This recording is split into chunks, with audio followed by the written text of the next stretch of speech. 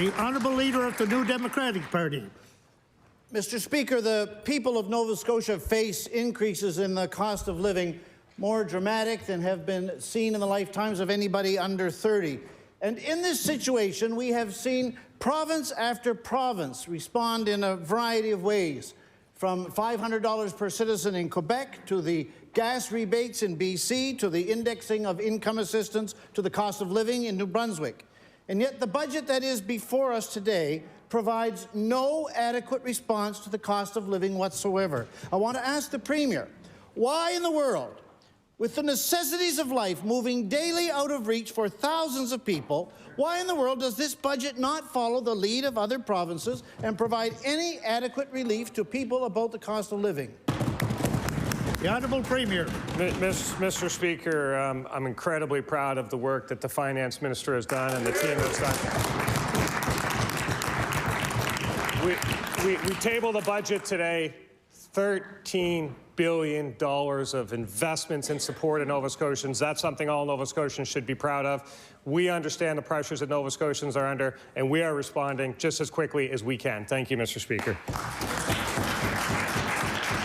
The Honourable Leader of the New Democratic Party. It is regretful, Mr. Speaker, that the Premier of the province will not answer a simple question about the cost of living on the budget. Now, Rule 1 for managing a crisis is don't make things worse. Yet here we are with a budget that makes no provision for extending paid sick leave, which means that paid sick leave in Nova Scotia is going to end the day after tomorrow, with a negative impact on the incomes of over 100,000 people in this province.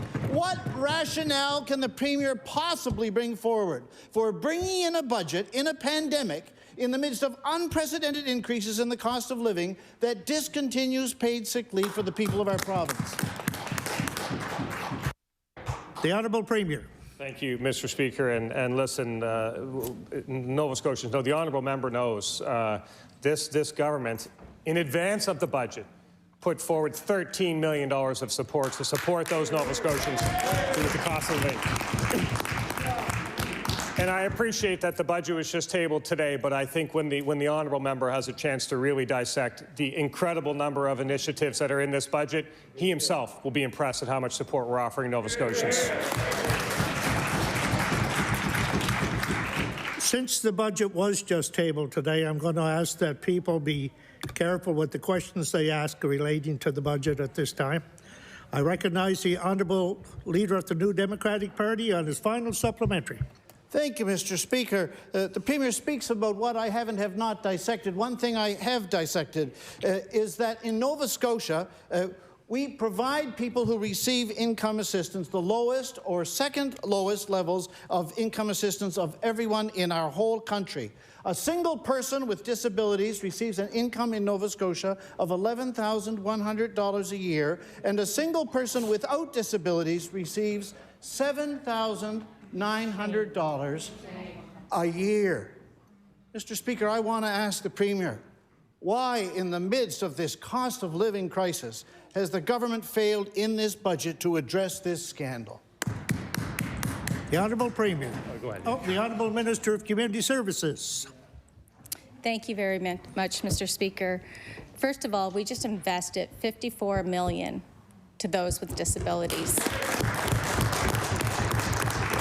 Secondly, a friendly reminder, because I'm sure everyone in this chamber has read my mandate letter.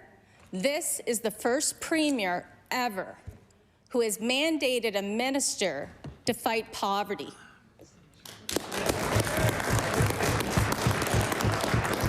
I am extremely proud to take on that challenge. It's not easy, and everyone in here, and every past government that's ever sat in here, bears the shame of knowing they did not do better, but we will do better.